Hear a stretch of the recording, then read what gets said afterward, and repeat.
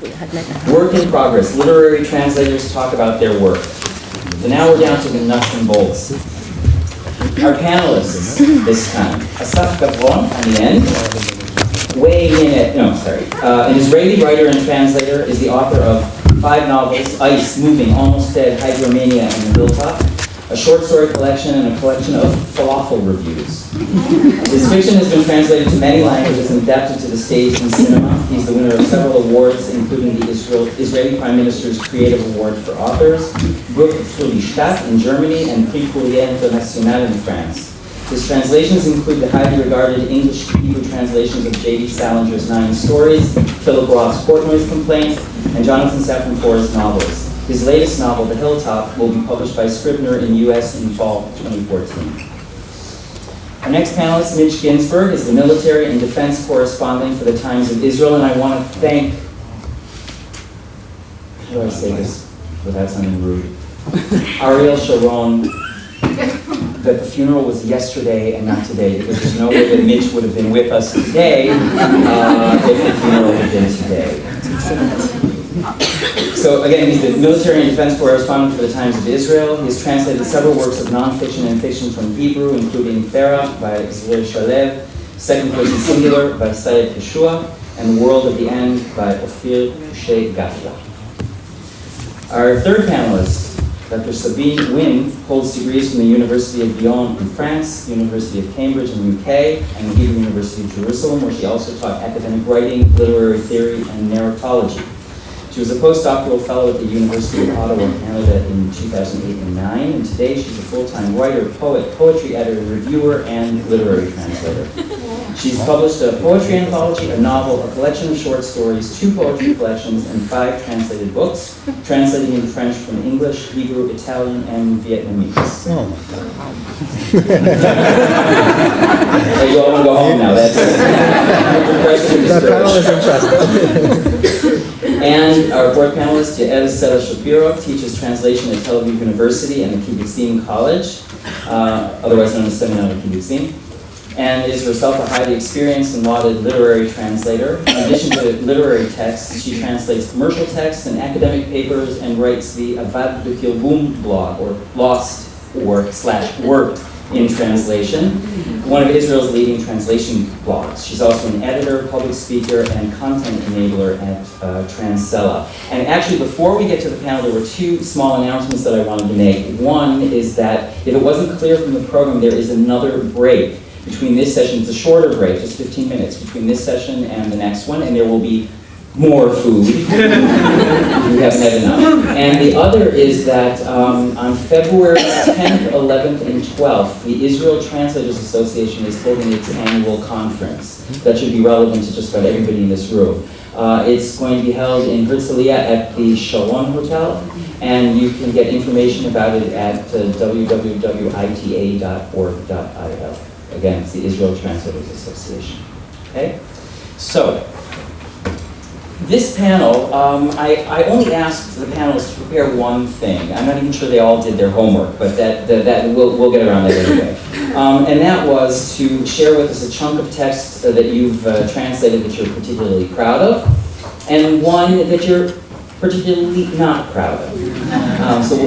But I want to save that for a little bit later. And basically, this is really going to be a chance to get into the minds and the workspace of translators. And I can't resist. I'll jump in when I feel the need as well, because I'm one of you people. So that's the focus of this particular panel. And I have a list, a fairly short list of questions, but we have 4 people here, all of whom I know will be able to give great answers. But I really want to be able to go over to all of you as well to ask the questions that you have already formulating, or that will formulate as you listen to the people here. I'm not going to just keep going down the line or anything like that. Feel free to jump in and answer. You can all 4 answer a particular question, or you don't have to answer a particular question if you don't want to. But we all love to hear how you do what you do. So the first question I'd like to ask, and I know I get asked all the time, is about working methods. How you go about the job of doing your translation. So who'd like to start off, please? You open the book. When you're speaking. One of the most common questions that people ask you when you start translating is, did you read the book in advance? And the answer is, well, I should have. And I didn't because I didn't have the time, because literary translators get paid so little. So you don't. But you open the book and you start translating, and then it takes about 10 pages to get to the feel of the book. And it's like, what do you call the band that plays before the main singer? The warm-up band. Those 10 pages or the 20 pages are the warm-up band. And it takes those 10 to 20 pages to get the feel of the book. And when you go back to it, after you've translated those 300 pages, and you go back to it and you said, oh my God, did I do that? That's so bad. And you have to do it all over again. But you really have to live the book. And there are some books where you feel that you're just speaking the language of the characters. And there are some books where you feel, this is not sitting right. I did it again, I did it the third time, and it's just not sitting right, and you have to go over it again and again. But mainly you just go through the book, one page at a time, one sentence at a time, and until you're all in it. A few years ago, we heard Neil Rachkovsky talking about Notot HaChesed. I don't remember how they called it in English. The book about the Nazi, book written in French about the Nazi officer. Les bienveillants. Okay. The kindly ones. And he said, I lived for a year in the mind of a crazy Nazi officer.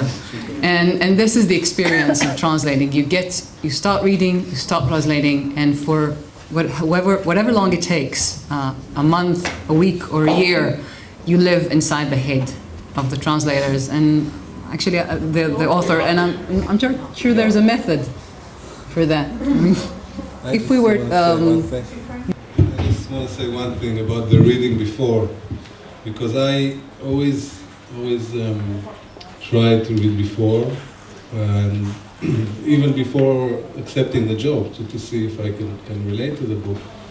And one time I got a phone call from a publisher, and he said, listen, this is really urgent, there's a Hollywood movie coming out, and it's coming out in, I don't know what it was, 3 months, and I must publish it with the cover, with Denzel Washington on the cover, and you must do it now, and there's no time to read. So I did it very quickly, and I hated it.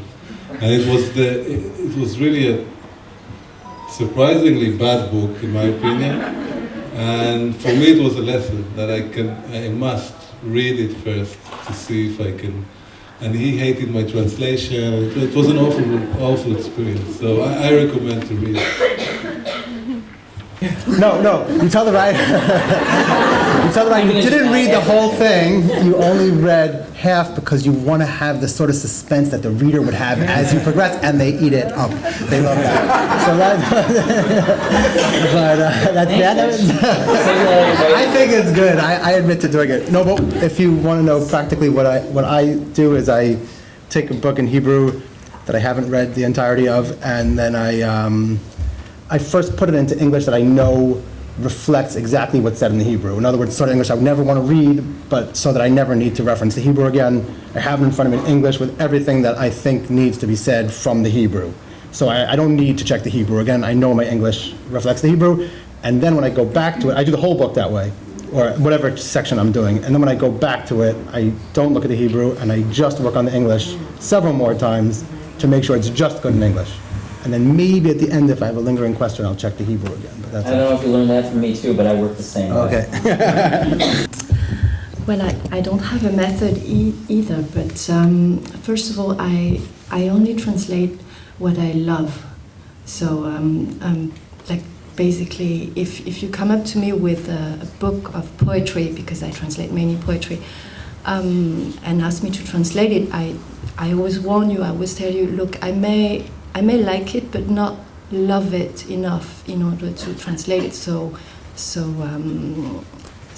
you know, I may say no.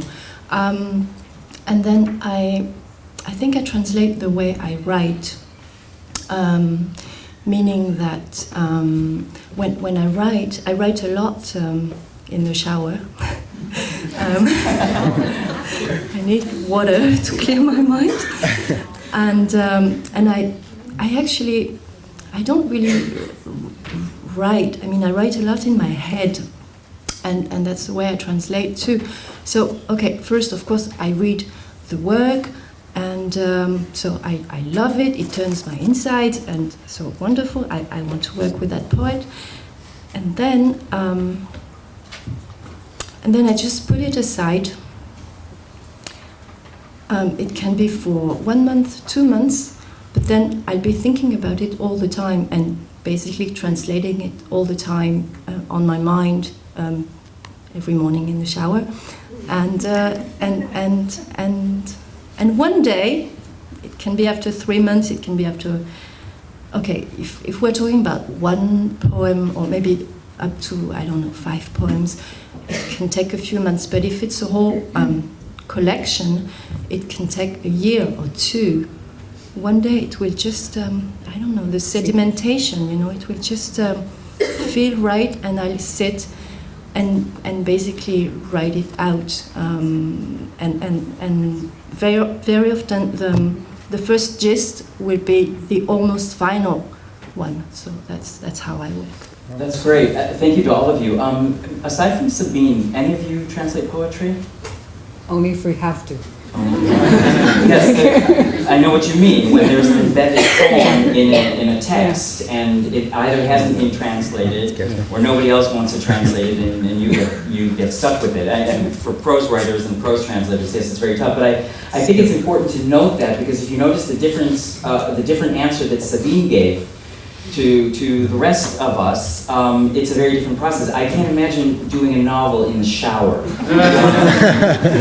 Really, because you walk away with a chunk of text like you do in poetry, and you can brood about it for a long time, but it just doesn't work that way with a large text of prose. So, you know, that's an issue for those of you who want to go into poetry, as opposed to I guess the bathers will go into poetry, the dirty ones will go into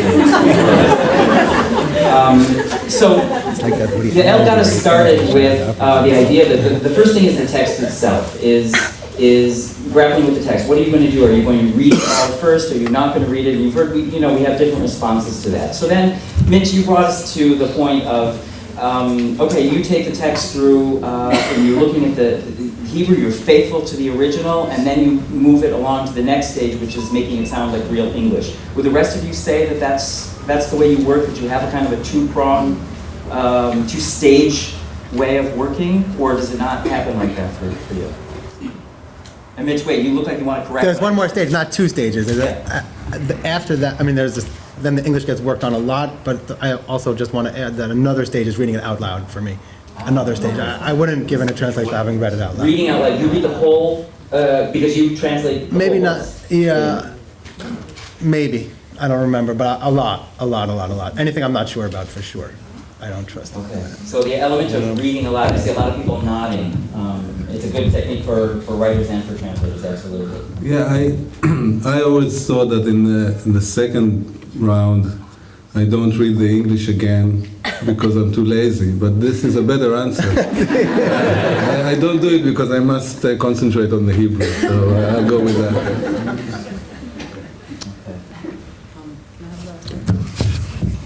This is a heavy microphone.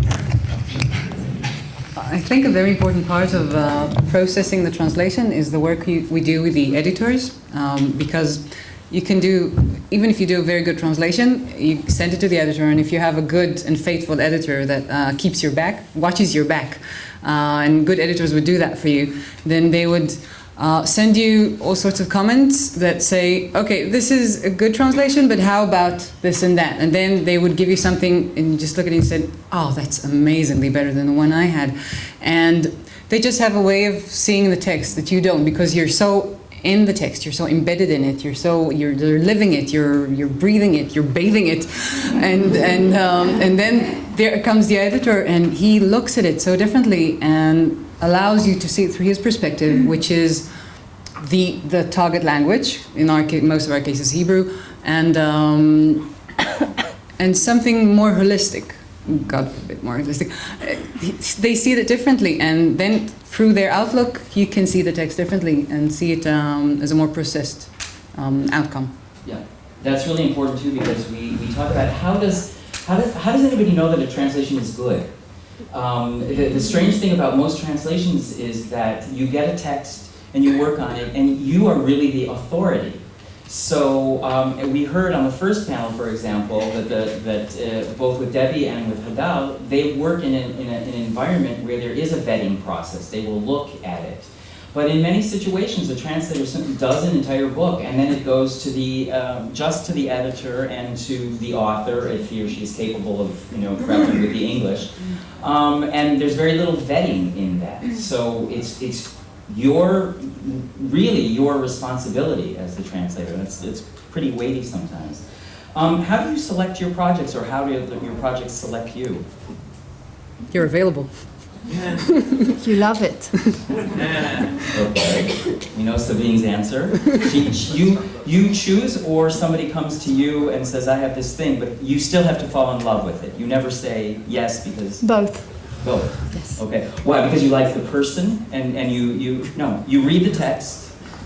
No, it has nothing to do with the person. It's, I read if someone comes up to me with a text, I read the text and you decide whether it's for you. Yes, it needs to click right away. It needs to, it needs to be like someone I had always dreamt of writing.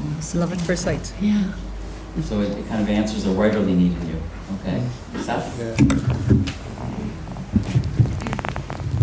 Yeah, for me, it also answers the writerly need in that I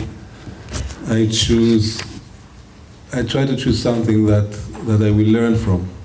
As a writer also, I have this part in me also as well as translator, and it also depends on things like timing and whether you're available and stuff like that. But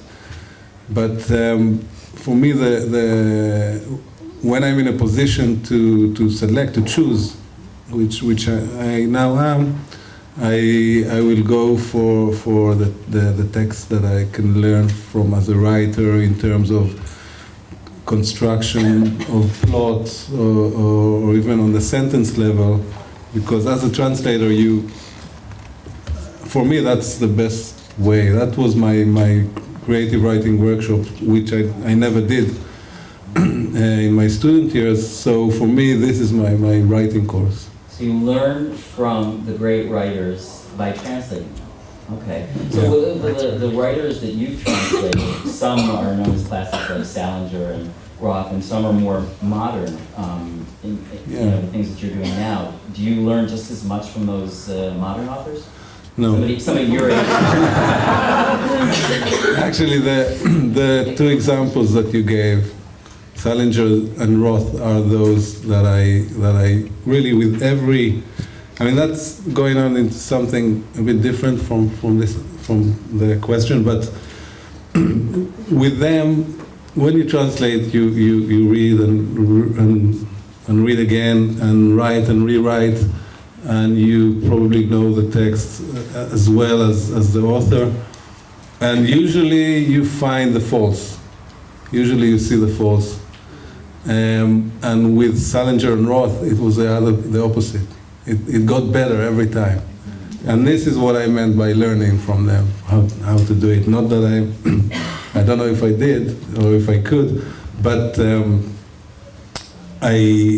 David Foster Wallace maybe is the only younger writer, but I did his nonfiction, which is not exactly the same, but which is better. Which is better, yeah. I also think so.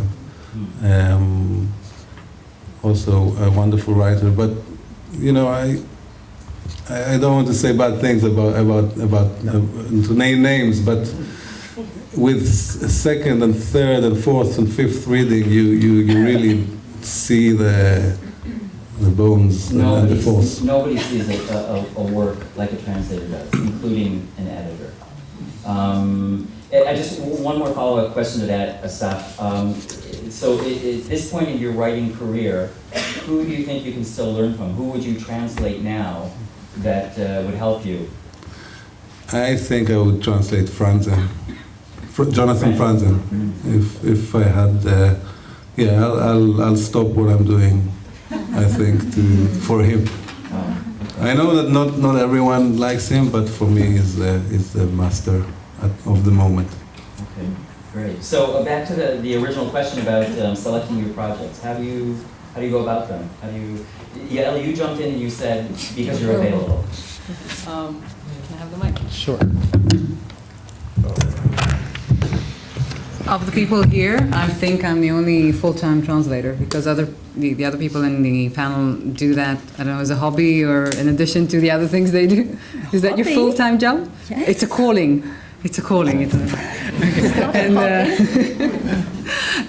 Well, for the commercial translators, we just get approached by any publishing house and they send us the book, and if we're not too lazy to read it, then we agree, and then you can go through several pages and say this is not for me, and there's some things, I think editors and publishing houses, they choose their translators. I mean, they would tell you this is the right book for you. Okay, we thought about, the moment we read this book, we thought about you as a translator. If they want to compliment you and have you do the work a little faster. And but I think with full-time translators, it's not as much a matter of loving, it's a matter of coping with some texts.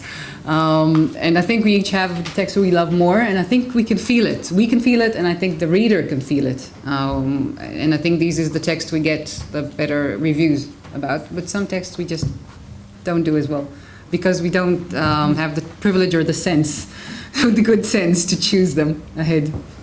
Thanks, everybody. Mitch, did you want to say anything about that, about how you... No, after Sabine said that she chooses it for love, I don't want to say how I choose it. Come on, this is an intimate. Deborah calls on the phone and she says, Mitch, I have a book for you, and if you have time, and you say, okay. Deborah Harris from the Deborah Harris Agency. Okay, about time. How much time? Actually, I will ask two questions at once. One is how translation fits into the rest of your life.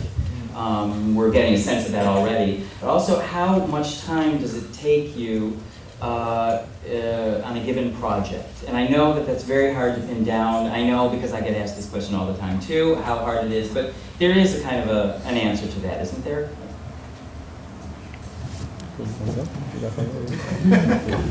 I can. It depends. So if it's a full poetry collection, it will take me usually between 1 and 2 years. And but I translate a lot for literary journals, and they have deadlines constantly. So then it will depend on the deadline they give me.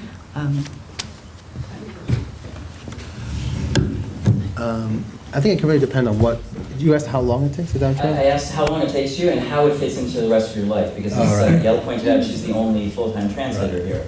Right. Now it doesn't fit that well because I'm a full-time reporter and it leaves me no time to breathe almost. But when I was doing it, I usually tried to, I used to set the bar generally if there wasn't a crazy rush at about 2,000 words.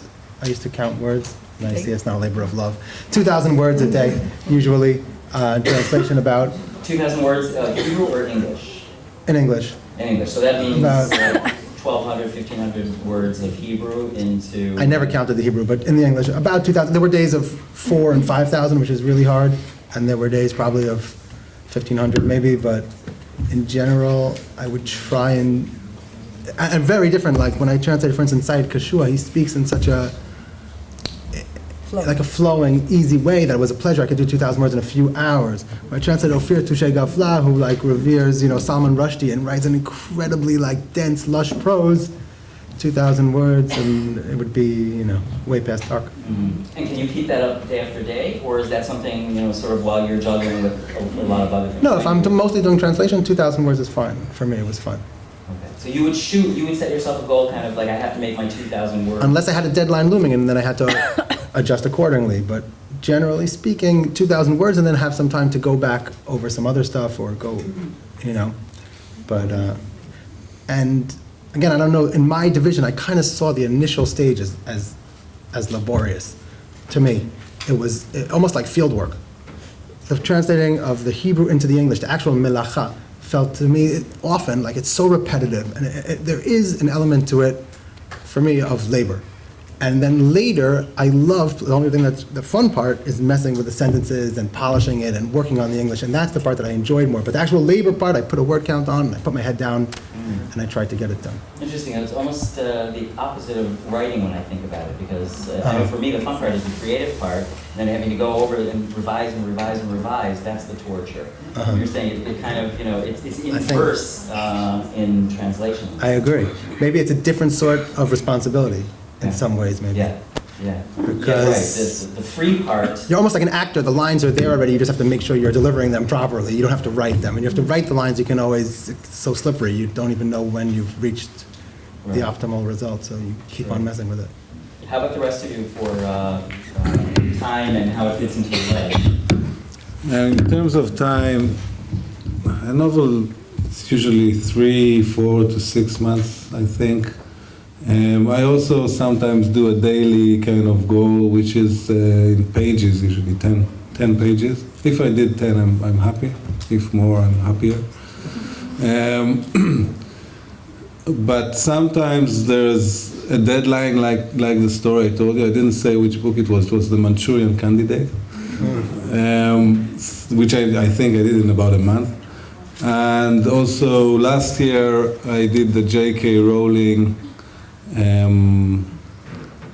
What was the name? The Casual Vacancy.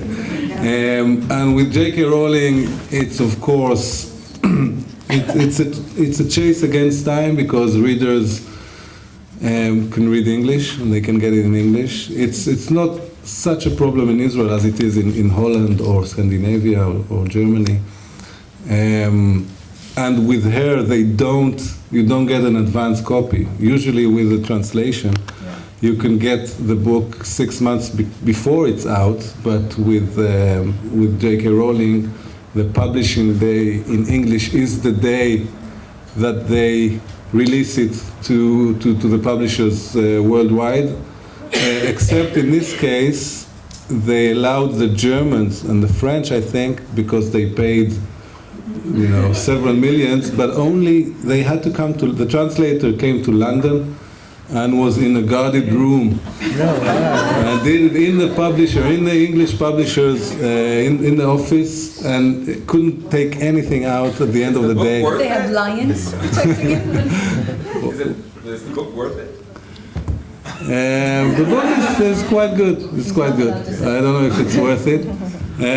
So in this case, I needed to do it in about 2 months. So I worked hard, and how it fits in my other life. It's usually when I translate, then this is what I do. I don't translate at the same time as I'm working on my own novel or do other things. Is there a reason for that? Well, the romantic answer would be that I need to be fully immersed in the text. But it's I guess it's a personal thing. I need to concentrate on one thing if I can allow it, and finish with it and then move on. Okay. I don't know how romantic that is or not, but I know that I can't do it for a very simple reason: voice. When writing my own stuff is my own voice, and working in translation is somebody else's voice, and I can't make that switch back and forth on a daily basis. I'm in that voice and I'm in my voice for periods of time. I just want to elaborate on Assaf's story about the J.K. Rowling book. My students know this. I shared an article with them about the last Dan Brown book that was being translated, and the way that worked was that the translators into about, I don't know, it was a dozen, 15 languages were all gathered in Milan and taken daily from their hotel to a place that they were literally in a dungeon translating. I think, what was the deadline? Something like 2 months. I think they had 2 months there. And one woman said, I've never been out of my native country, and I still haven't, because I saw nothing of Italy, nothing of Milan whatsoever. It sounded like a really dreadful experience. I mean, translation by torture. But in most cases, that's not really that's not really the deal. Yael and I have a colleague. I mean, there's a friend of both of ours. I don't know if you're at this level too, but Inga Michaeli, I know that in some given years, maybe this is old news already, but I know that she's capable of translating 10 books, 10 novels in a year. And I remember she's done things like Sea of Poppies, and I mean, very complicated. This is not easy stuff that she's doing. So, you know, there are people out there who are doing incredible amounts of translation. And she must, you know, put us all to shame by sheer work. There's another person in the room, the guy over there. Yeah. Yes. You can work that quickly. No, I don't do Sea of Poppies. I translate that stuff, yeah. I think the rate of translating is so dependent on the book, and it's amazing because when I translate Atwood, the tent, I just went through 4,000 words in Hebrew a day. And we're talking about 7 hours, not even like 10 hours. But and Atwood is not considered easy, but I don't know. I was sympathizing with her. I really felt her voice. And I'm doing Ruth Ozeki now, the new one about Japan and the time being, and it's so much simpler. Apparently, so much simpler. And I struggle through 2,000 words a day, and I can't even put my finger on it. There's something so difficult about doing some books and something so easy about other books, and it's not something in the language and it's not something in the subject. It's just something with your mashing in with the voice of the writer. And the interesting thing about the voices, you said, it happened that I translated several books that were like Rashomon, that had several voices in them, up to 10 voices in them, 10 different voices, 10 different people, 10 different registers. And as long as you're inside one book, switching from one register to another is very easy, maybe because they're written by the same author. But the moment you switch to another book, then you have to like clean your head and start over again. Interesting. We have Yarden Greenspan here, who's translating a book that Assaf is editing, Tel Aviv Noir. And I asked her that question exactly because it's what, 10 or 12 stories in a 14. single collection by 14, but 14. actually only 11 of them are Hebrew. Well, and that means in one book, Yarden has to find 11 different voices, you know, and make them all. And according to Assaf, she's done a great job with them. So it is possible, but that's really kind of a mind switch as well. You know, how do you go from story to story and book to book like that? Sabine? Can I add something about the voice and tone? I write and translate at the same time, meaning like, you know, like I can switch from my own stuff to someone else's stuff, because for me the act of translation is also an act of poetry and of writing. But I only translate, well, the books I've translated so far all have all dealt with very sad things, like genocides, the Holocaust, and the stuff I write myself is also not very uplifting, so I guess it combines very well together. So. Well, that was actually my next question. What kind of texts do you prefer as translators, and what kind of text do you really not want to deal with? Well, I prefer sad. Really. Heartbreaking. As Marcella said before, I really do it for the drama. And yeah, and if it's light-hearted and funny, and first of all, I never get jokes, so how can I translate them? It just doesn't relate to me as a person and as a writer, so I can't translate it. Thanks. But I used to be a commercial translator too. It was hard. You grew out of it.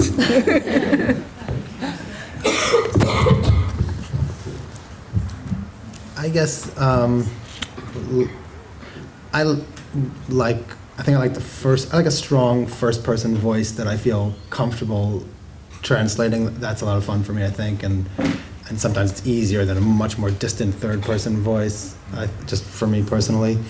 And I have to say, I find Hebrew authors to, I don't know if it's like a new love, the new language. They love to toy with a language that I personally, as a reader and as a translator, am not so crazy about. And sometimes the shtick, or let's say not shtick, that's too negative a word, but the playfulness of the writing, I'm not crazy about it. So but I came to appreciate it when I did Touché, because he loves it and he's brilliant at it. And I saw that it's okay. He doesn't have any anguish as a writer, I think. He really just has a great time. And he cracks himself up all the time, and he's brilliant. As a translator, it can be a huge headache, but I came to appreciate it. But if you're asking me what I would prefer, it would not be that. I would like J.D. Salinger. If there was an Israeli J.D. Salinger, then I would be very happy to translate. I'm sure that was a pleasure. I mean, that must be amazing.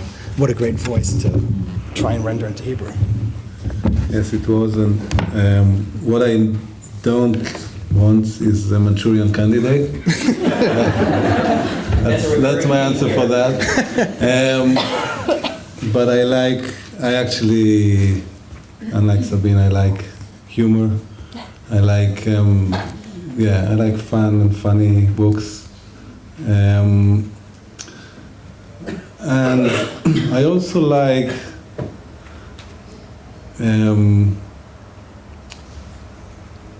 what's the opposite of dense? Light? I mean, in terms, even visually on the Sparse, page, maybe you mean. sparse, like short sentences, short lines, and what's it? Fluffy. No. Well, we were in a room full of translators. Exactly. So maybe I should get on with the answer. So yeah, it's kind of easier also on the eye to find the right place where you are when you move back and forth. And for example, Jonathan Safran Foer, which maybe we get later to the actual text, but in terms of how he puts it on the page, there's something very light and very flowing. You can argue whether you like it or not, but for a translator, it's an easier job. Also, just say that I did also have the experience of having it evolve while working on a translation to a really radical extent, like this Terra by Surya Shalev. I mean, I can't imagine if there's such a thing as a feminine writer, someone more so than Surya Shalev, and the way she writes is unbelievable. When I first approached it, it just seemed like I didn't know what to do with it. Each sentence was a paragraph long. It was the densest writing I'd ever seen. It was overwrought in a way that was just, I couldn't believe it. And in the beginning, I was dismissive of that. And then as I progressed, I had to tell myself, I have to start again. This woman knows exactly what she's doing. There's not a single misstep here. Everything she did, whether it annoys you as a translator or not, and it did, has a reason. And so sometimes it evolves, and I had a tremendous appreciation for what she did, and I had too much of an appreciation. Actually, but we can get to that later, because I felt bad ruining what I should have ruined. It's her and extra long sentences. But I think you also touched on a category of what kind of books you want to translate. I know that I feel strongly about it when I know that the author really did the work, and every word is there for the right reason, and there's nothing sloppy about it. That makes my job a lot more pleasurable and interesting. Yeah, that's true. Go ahead.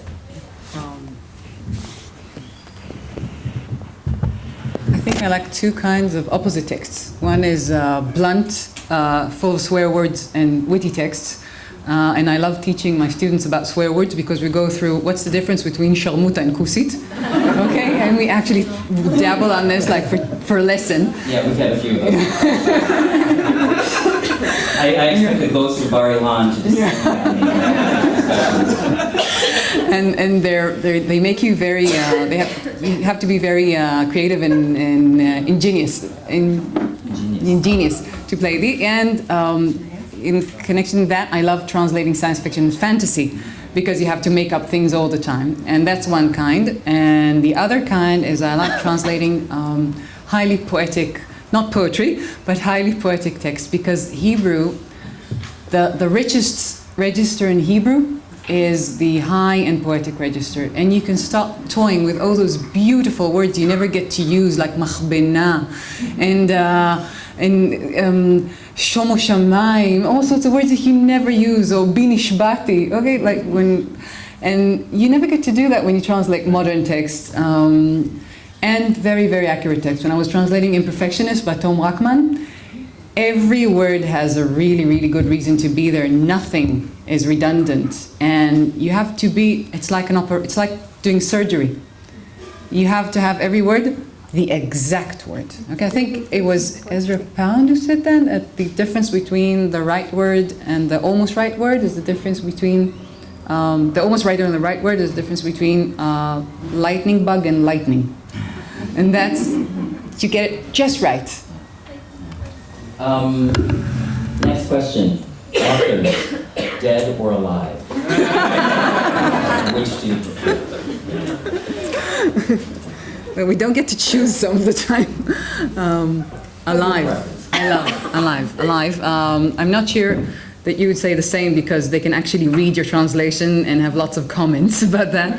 But for me and Assaf, most translators we translate don't speak a word of Hebrew, fortunately for us. But they're around to consult, and they're around to explain things, and you don't have to go like, what did the author mean? Oh, I can ask the author, and the author would tell me what they meant, and then I would get it more correctly. And the interesting thing is many of them, unlike J.K. Rowling, by the way, many of them really love discussing their book with you. They really enjoy your interest in their book. They really enjoy the way you perceive every word, and ask them, oh, did you actually mean this and that? And they don't enjoy but appreciate when you got the places where they got it wrong.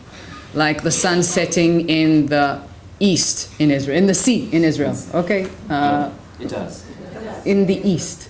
Right. The sun setting, the sun rising from the sea in Israel, okay? I like the people I translate to be alive, because Stay that way. They write about dead. no, because there's always comes a point when you need them, right? So you need to be able to exchange with them, and also for me. Translation is a gift, in the sense that it's a gift I give someone when I translate something they wrote. I don't know. I love their work, so sometimes I come across something I love, I start translating it, and then I contact the author and I tell them, look, I love your work and I have translated this, and would you like me to keep going on? And I feel it's a present. So, but I also translate dead writers, because Assaf before said you translate also to learn things. So I love translating Leah Goldberg's poetry, for instance, or to learn. I like live also. I really actually do very much like often the interaction with the author. It can really be interesting to me, and also I think it is a learning experience often. I'll stipulate though that there's a wide range of English, command of English among Israeli authors. And if they're very good, which they frequently are, then they're very helpful. If they're only somewhat good and keen to be helpful, then they're frequently wildly unhelpful. And if they don't know at all, then that's okay too. They usually show no interest. And then just one other thought is that, again, Hebrew, I think, has changed drastically, say, since, the Hebrew that Dol Tashach, let's say, just since the founding of the state, the Hebrew that those people spoke is so different than the Hebrew that's spoken today. And there hasn't been, I don't think, the same shift in English.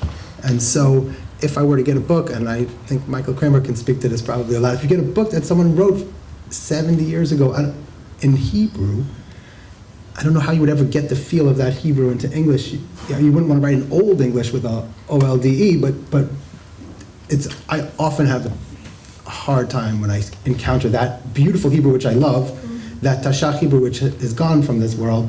It's very hard to get into English the right way. So that's my Israeli publisher, he doesn't publish a lot of fiction. He publishes mainly philosophy, and he says the reason is that Plato's mother doesn't call to complain that there isn't a copy in Tzomet Sfarim in Hadera.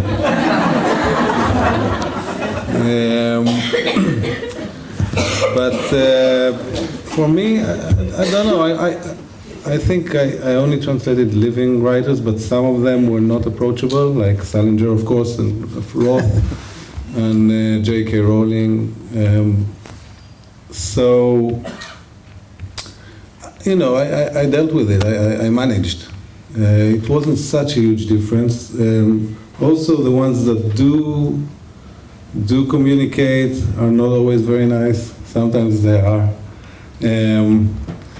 But I guess for me it's not such a big difference. Okay. The issue of foreignization and localization, let me just explain what that is. Sometimes a translator decides to move a text as close as possible to the target audience, and that's called localizing the text.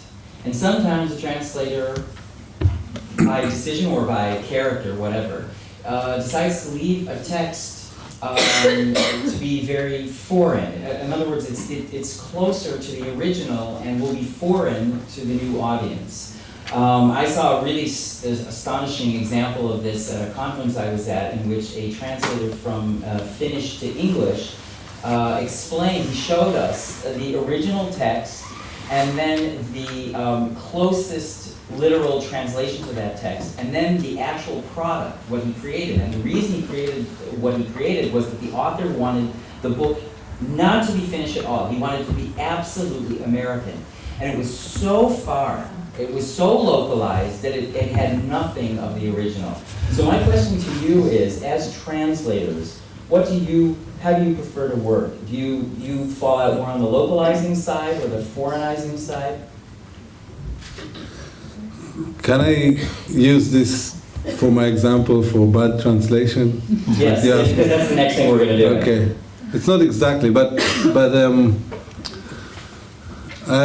my example for bad translation is actually my own novel that I translated to English, together with an English writer.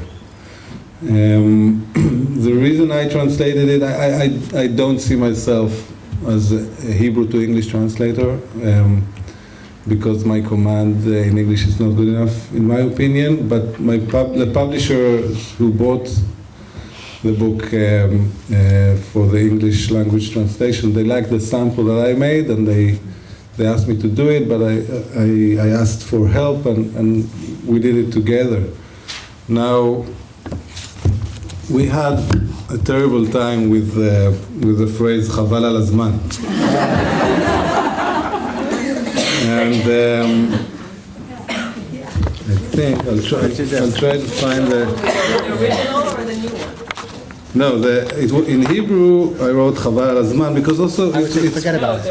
Forget about it. Meaning of Chaval al hazman, or no, the new meaning, of course, because where is it? Why would they forget about it? Forget about it. Forget about it. But the thing is, okay. But the thing is, time is a theme in the novel. In the novel, it's an important theme. The protagonist works in a company that saves time, saves seconds from directory inquiries calls, and on his car there is a sticker relating to time, and the name of the company is Time Zaro, and then he picks up this hitchhiker, a soldier, and he asks him what the sticker means, and they start talking about time. And he tries to explain to him, and and he doesn't really get it, but the soldiers keep saying, חבל על הזמן, חבל על הזמן. Can I read in Hebrew? Okay. אתה מכיר את זה שאתה קונה מכשיר חדש אבל לא קורא את חוברת ההוראות? מה? אתה מכיר את השקיות שאתה קונה בסופר שהסלט כבר שטוף וחתוך בפנים? הג'ינס שאתה קונה כבר משופשפים ועם טלאים? בטח, יש לי כאלה, חבל לך על הזמן. בדיוק, חבל לי על הזמן. לאנשים חבל על הזמן, כל שנייה חשובה, אתה מבין? Because the sticker says, times are every second counts. אז החברה שלך עושה את החסה בשקיות והג'ינס המשופשפים? Okay, so now in English.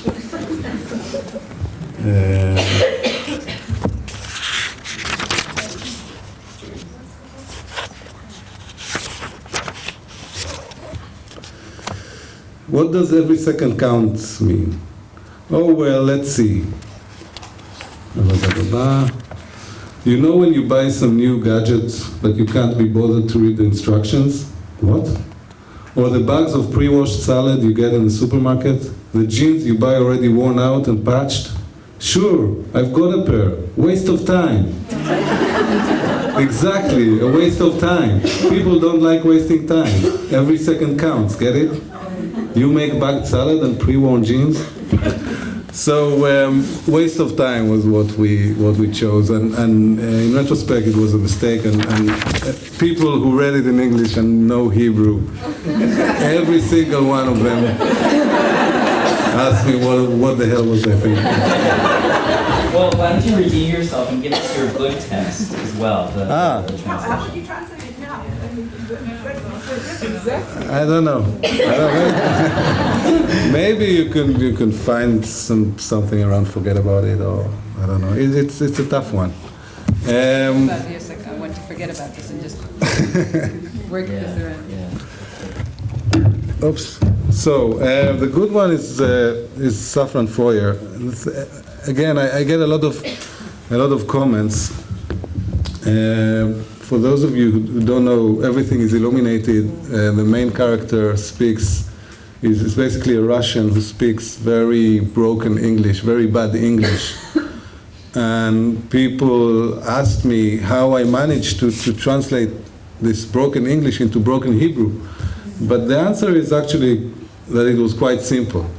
Because the way the character was written was Saffron Foyer went to the dictionary.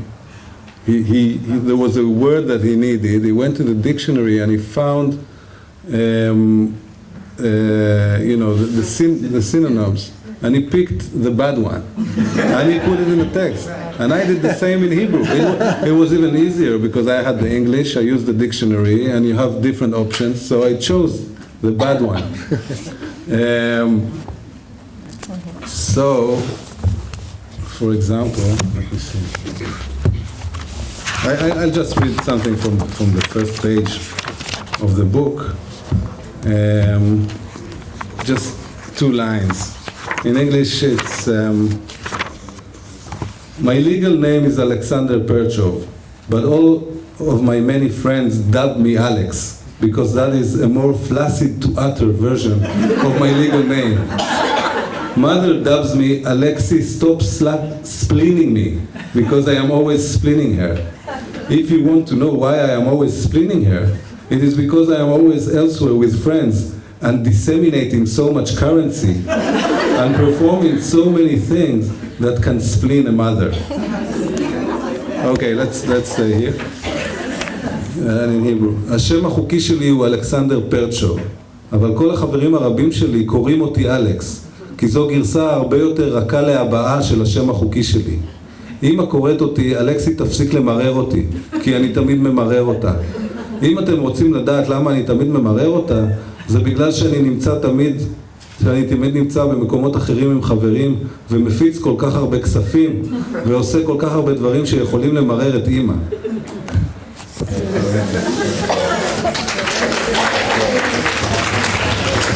So over to you. You can answer the localization, foreignization. You can go straight to the text. Okay.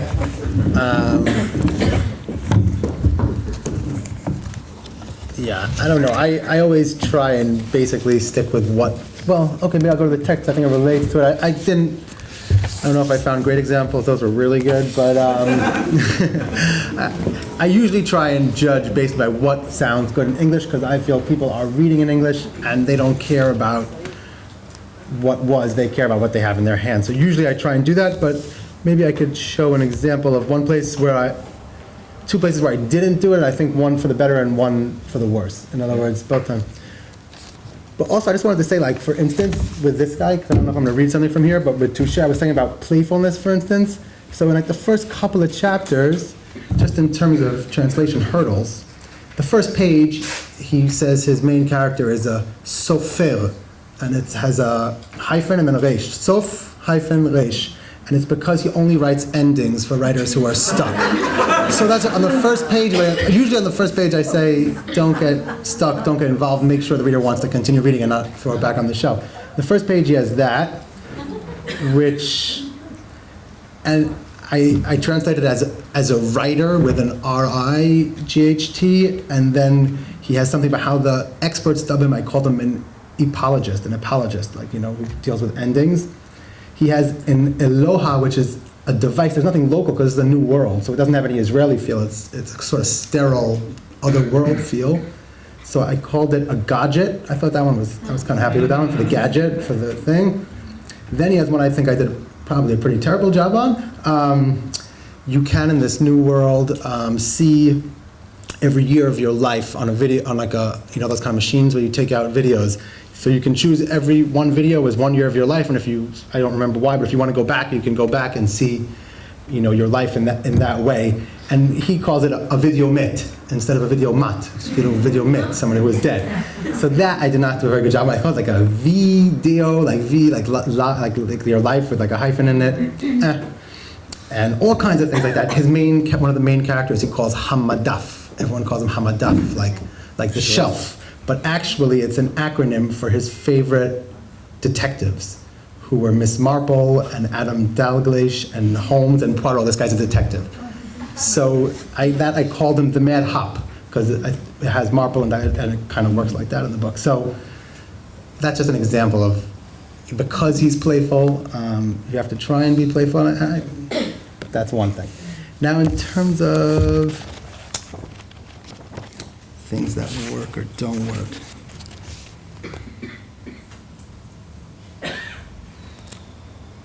Here's a part where I kept the local flavor, and upon later reflection, I think it was the right move, but I'll let the audience also. Which book?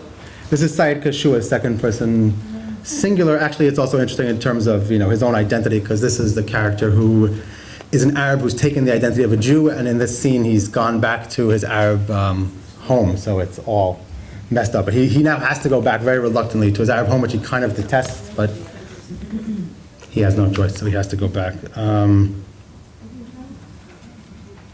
don't know where else to. So he's in a van, and they're driving back to his village. What? Yes, why? I asked, nervous. Oh no, maybe I'll start somewhere else. Yeah, okay. What? Yes, why? I asked, nervous, and the driver pointed ahead with his chin toward the traffic cop and the blinking light stick he was flicking toward the side of the road, looking for illegals. How you doing tonight? The officer asked the driver through the window. Wallah, thank God, the driver said, smiling. As you see, working. The policeman looked the passengers over, and seeing that it was all women and children, turned to me and asked for my ID. I looked around in my bag and pulled out the right set of papers. You have a good night, the policeman said to the driver, sending us off with a raised and blinking wand of light. Kus sochtok, the driver mumbled, cursing his sister's cunt, fucking Drew's piece of shit. And so much of this book is about that, like, he grapples with Arab society and women's honor and possession over women and their anatomy, that I thought putting in an American curse would be silly, and that it's important that the curse is dafka about his sister's anatomy. So that's an example of one that I did. And here's an example of one where I did something similar, and I think it was really bad. In Tzriya Shalev's book here in Terra, I mean, I won't read you this whole paragraph, but each paragraph must be about 1,500 words. Just gigantic chunks of prose. There's not a single page that looks anything different from this. They're just like, just bricks of prose. So I don't think I'll read it all, but what she does, and that was part of my transformation as I was translating, is that she almost always rewards you at the end of these paragraphs, which are a labor. They're a labor to read. They can be difficult to get through, but I realized as I went that at the end, she makes it worth the while. And this is one where at the end I think I screwed it up, so let's see. Should I read a whole long thing or should I read a short thing? Short. All right. Okay, so I'll start from towards the end of the paragraph. But remember, this is coming after already 1,000 words, right? Which is almost all in one sentence. Maybe there's one semicolon or two, which was not in the original, but I had to. Otherwise, Israelis just punctuate with commas. They don't know any other punctuation. They don't know how to punctuate a sentence. They don't know what that is. They never have encountered a colon in their entire life, except for like in a reported article where like, you know, metach batzafon, colon. But otherwise, well, I think the colon is usually underrated. Okay, anyway. I sit in front of the computer with papers and photographs and maps and articles on my knees. How little you have left behind you, Amnon, I write. How little our 10-year-old family has left behind it. And from time to time, I go and stand at the window where the thick, muscular branches of the fast-growing ivy cling stubbornly to the walls and marvel at the past spreading through the house, mournful and drawn out, as the warbling of the cantor's voice as he practices for the high holidays again. Miyom Kippurim zeh v'ad Yom Kippurim haba, from this Day of Atonement to the next. That was your bad stuff? Well, no, I think it was wrong actually, because she ends the paragraph in Hebrew. It's this long paragraph, you're dying at the end of it, and then when she ends it, there's a release because that tune, I mean, from probably like the most well-known prayer in the Hebrew language, I think people automatically kind of almost sigh into the end, and it's just like that, they know it. And it works so well, and I didn't choose right. I think either I should have just gone with the Hebrew, or maybe just with the English in this case. I probably should have just, but I thought because it's such a famous prayer, a lot of Jews read a lot of books, and maybe they know it, and they buy books, and they sell books, they do everything to do with books, except for maybe design them. So I should have, I'm not happy with that, and the ending's much, much better in Hebrew. I should have done something else. Thanks. Okay, so I'll try to keep it short. I just leave out a lot of stuff here. I just want, okay. The first example I'm gonna talk about is something I was happy with, and it was about translating silence.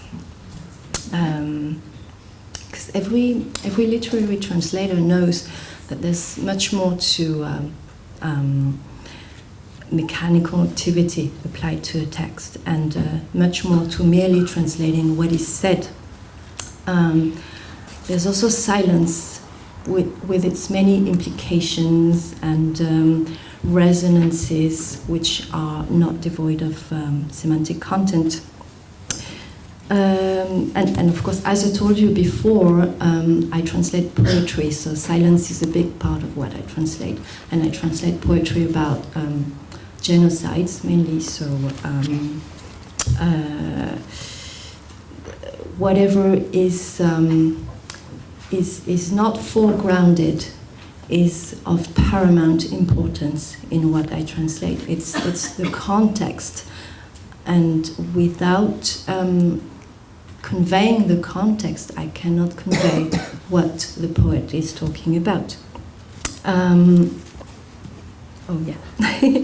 So among other works, I happen to have translated 2 collections of word sonnets. And word sonnets are sonnets that contain 1 word per line. So it's basically 14-line poems by the modern expert in the form, who is the Canadian poet Simon Mayne. So I translated Ricochet and On the Cusp slide. And I have also translated from, it's not moving? It doesn't matter. From, okay, so that's on the cusp. And next slide. I've also translated from the Hebrew a collection of amazingly strong poems written by the Israeli writer Uri Orlev in the concentration camp of Bergen-Belsen when he was 13 years old in 1944, Shirim mi Bergen-Belsen. Okay, I don't really have the time to delve into that book today, but what was very difficult to achieve with Uri Orlev's poems was to get the tone right, the voice right, and the writing style too. But it could be done by always keeping the silent context in mind. The 13-year-old boy striving at writing poetry in a concentration camp. So translating the silence found in a poem means plunging underneath its surface structure and leaving the words to enter another meaningful space, the space of silence. So I show you, what translating silence entailed when translating word sonnets, which are, as you can see, haiku-esque poems that are literally wrapped in silence. So this particular poem I really love.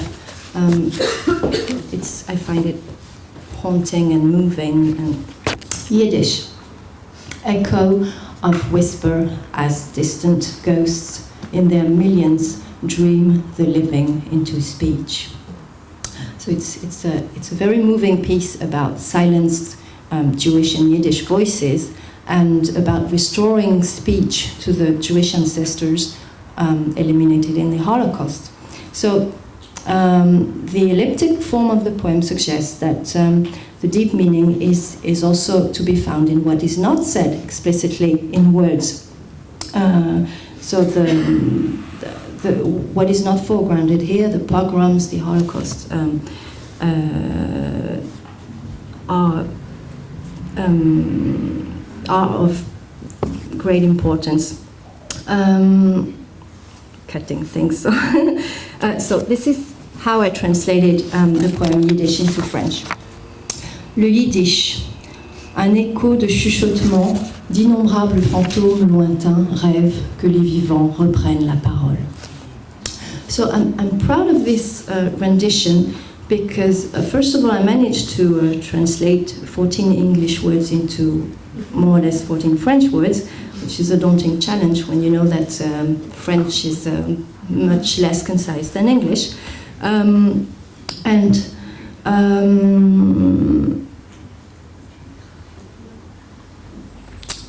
So something as awkward and as prosy as, next slide, écho de chuchotement alors que des fantômes lointains par millions rêvent jusqu'à ce que les vivants parlent, could not do. Although it's not incorrect in any way, the meaning is there, but it's flat, it has more than 14 lines. So can you go back one slide? I'm not sure. Very different. Okay, so the four important words in Seymour Main's poem here are ghosts, millions, living, and speech. And one easily understands what this is all about thanks to the connection with the title, the word Yiddish. So the silence that surrounds and wraps the poem and that resonates talks about the death of these millions of once living beings followed by the extinction of their culture and language. So it's this particular silence that forced me to use the adjective innombrable, innumerable, countless, instead of the word millions, million. Innombrable is what cannot number, evaluate. It's about infinite number and variety in shapes and aspects. It's about renouncement to you renounce to count. And it's also about renunciation and sacrifice of what was abundant. Innombrable, by analogy, also refers to the infinite, the boundless, and therefore the eternal, eternity and greatness of the pain and of the people who endured the pain. And finally, innombrable very much resembles the adjective innommable in French, which means unspeakable. And that's how I translated or incorporated into the poem the significant silence that is intrinsic to its deep meaning. And in this poem, Simon Maine spoke about ghosts dreaming the living into speech. So in order to translate that powerful idea, I used reprennent la parole, which literally means that they pick up speech again, as in picking up what is left of the Yiddish language in order to hand it over to the next generation. That's the image I had in mind when reading Simon Maine's poem about destruction and transmission. Broken pieces of a vessel lying on the ground and waiting to be picked up. So now let's move on to a piece that I was not so happy about until I found how to fix it. It's a poem from a collection called The Blue Butterfly, written by the British poet Richard Baron-Garten. I've been translating this collection for 2 years now, and it's poems about the massacres the Nazis perpetrated in the Balkans in October 1941 on the outskirts of the town of Kragujevac. And this is the second part of a long poem called The Telling, and my friend, the poet Joanna Chen, is going to read it now for me because she does it much better than me. It's a beautiful poem.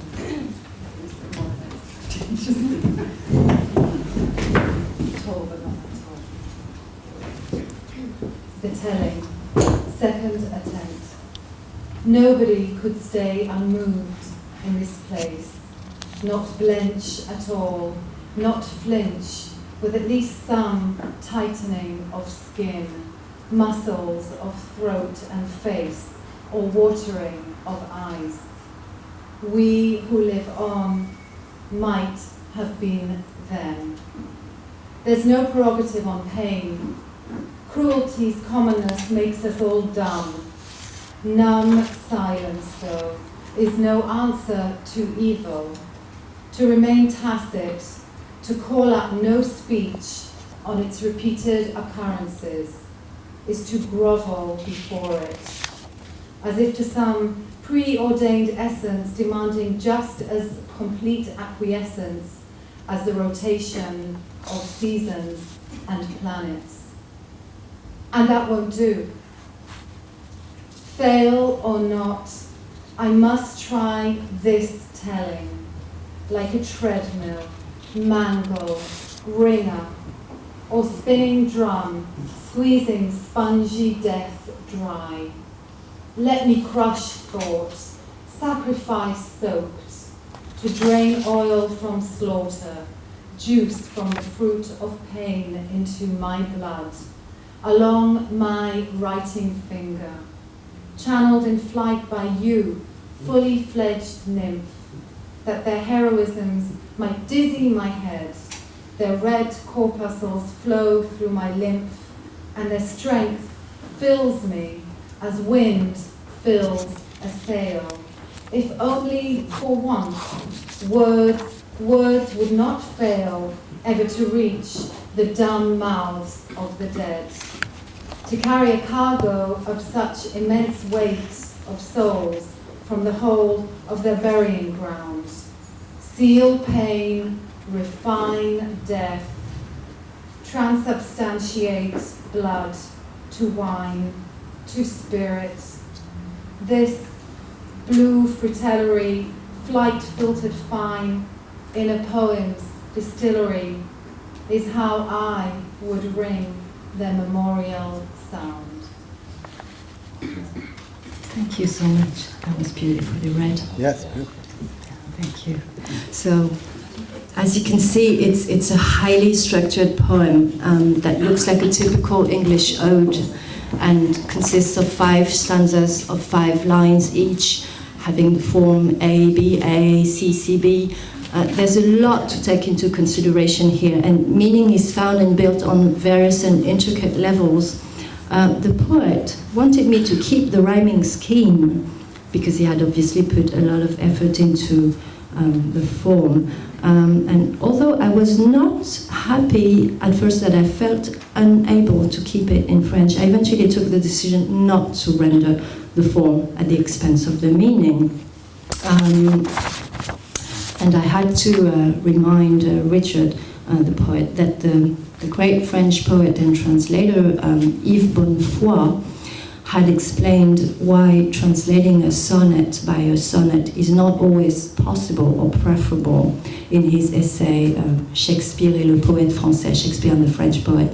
Bonnefoy said this: my translation must also be a poem, rhythm and meaning each produced by the other. But note, this rhythm shall be my own.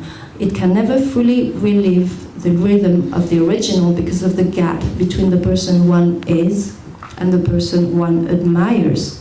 A translator must make such a sacrifice in order to enter, or at least try to enter, that place of invention called poetry. So some of his translations of Shakespeare's sonnets had up to 18 lines, for instance, instead of 14.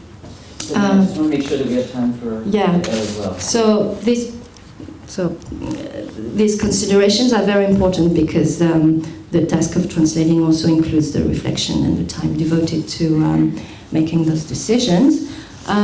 So this is how I first translated this poem into French and highlighted other parts I was not happy about.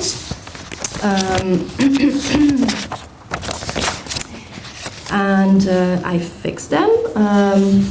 I won't tell you how, I'll just show you the final version. And we'll be happy to send copies to whoever wants. Sure. So, deuxième tentative. Comment ne pas être ému en ce lieu? Comment ne pas reculer ou frémir, les pores serrés, les muscles du visage et de la gorge crispés, les yeux mouillés? Nous, qui sommes encore en vie, aurions pu être à leur place. Nul n'a le monopole de la douleur ou de l'aphasie, banalité de la cruauté. Mais le silence hébété n'est pas une réponse au mal. Se taire, ne pas mobiliser la parole devant ces occurrences répétées, c'est se prosterner servilement à ses pieds, comme si son essence était aussi prévisible que la rotation des saisons et des planètes. Il en est hors de question. Que j'y parvienne ou non, je dois m'efforcer de raconter. Tapis roulant, calandre, essoreuse, tambour rotatif, je dois tordre la mort spongieuse jusqu'à l'assécher, écraser la pensée imbibée de sacrifice, extraire le concentré du massacre et du fruit de la douleur, les transfuser dans mon sang le long de mon doigt qui écrit, capté en plein vol par toi, nymphe à part entière. Que leur héroïsme étourdisse mon cœur, que leurs globules rouges coulent dans ma lymphe et que leurs forces m'emplissent comme le vent gonfle une voile. Si seulement, pour une fois, les mots ne faillissaient plus à atteindre la bouche muette des morts, à traîner une charge d'âme aussi écrasante hors de la cale de leur cimetière, sceller la douleur, purger la mort, changer le sang en vin, en esprit, que ceci, ma fritillaire bleue, ton envol, finement filtré dans la distillerie d'un poème, soit mon chant dédié à leur mémoire. Thank you. I'm going to say that you're all thinking. Even if you don't understand what it is, it's beautiful. Everything sounds beautiful in French. Yes. In Italian. Thank you. Well, I forgot to do my homework, so luckily I did bring my computer. About localization, because Evan and I teach translation. The one thing we tell our students, one of the things we tell, with many things we tell our students is localize if you have to. And if you have to localize, try not making it, sort of my students translate into Hebrew, said, לא לגייר, okay? לתרגם, לעשות לוקליזציה, לא לגייר. Don't make it Jewish. Make it Hebrew or make it something that your readers know about. Like for instance, if we're talking about, what would you do in your life? Would you work in Wendy's? Okay, they say someone is trying to reprimand someone else into learning, into putting some more effort into his studies. They say, are you going to work in Wendy's when you grow up? So I wouldn't write Wendy's, I would write McDonald's. Because Israelis, Wendy's was here, I don't know, 20 years ago, and it's gone. McDonald's says the exact same things. If they're saying something like North Face, I might replace it with Timberland or something like that. Something that is more familiar. If it's symbolic, if it's only symbolic, if it's only there to mean something and it doesn't have, it's not the actual thing that you're talking about, but the symbol, then we might consider replacing it with something that our readers know intuitively and don't have to, so we wouldn't have to put in footnotes, or we wouldn't have to put hanhara, which I don't know how to say in English. Clarification, explicitation. Okay. Some things we wouldn't change. Some things we would provide with some explicitation, and some things we would put a footnote, but we try not to, especially in novels. When we translate nonfiction, of course, it's different. I'm going to read a little piece of The Imperfectionist. It was called The Imperfectionist in English. In Hebrew, it was called Ad Sgirat HaGilayon, I think. And it's I think 12 short stories about people who work in a newspaper, a dying newspaper, an English language newspaper in Rome. And it's dying. And this is the story of Herman Cohen, who is the chief language editor. Excuse me? Copy editor, right? Copy editor? It might be. Herman stands, and he's reprimanding his sub-editors, or whatever you call them. Herman stands before the copy desk, torch eyes passing over the free editors on duty. They halt in mid-keystroke. And I haven't even accused anyone yet, he says darkly, opening that morning's newspaper as if it contained a murder weapon. What it does contain is worse, a mistake. He touches the air with contempt, pokes the despicable word, as if to shove it off the page and into a different publication altogether. Gwat, he says. He slaps the page, shakes it at them. Gwat. Go what? Go what, he repeats. Go what, capitals, is not in the Bible. And yet it is here. He jabs the article, driving a sausage finger through page 3. They deny responsibility, but Herman has infinitely less time for pardon than for blame. If none of you nitwits know what gwat means, he says, then why is gwat in the paper? An arctic silence settles upon the copy desk. Have you read the Bible, he demands? Any of you? The Bible is their book for whatever's just be in the paper, whatever should. Any of you? He glances at the sorry trio of copy editors before him.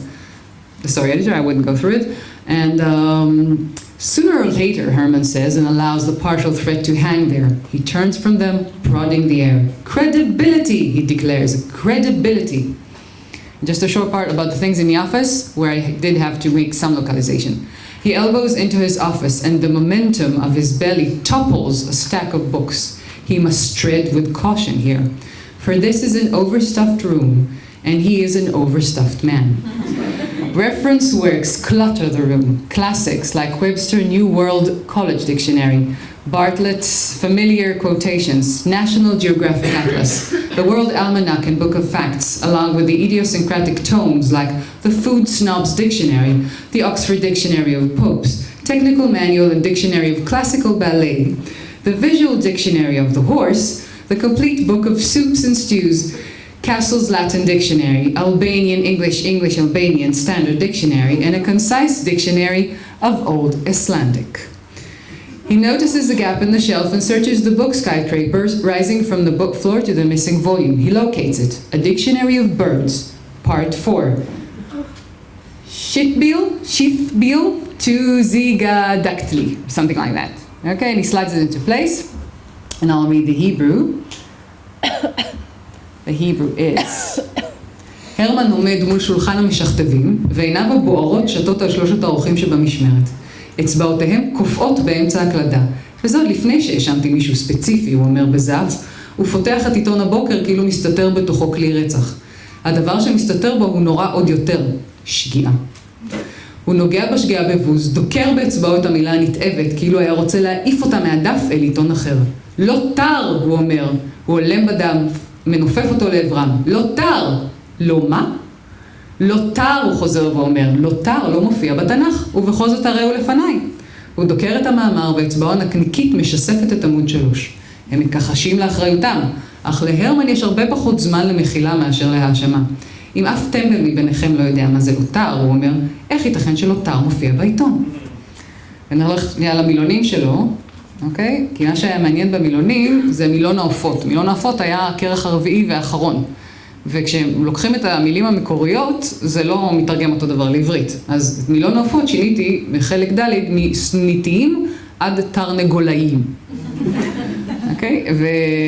וזה לגבי whatever is, I think that's a good translation, and I like the editor very much. The editor, Bar-Ilan, I think is one of the best editors in Israel, and she can really put her finger on whatever is wrong with your translation.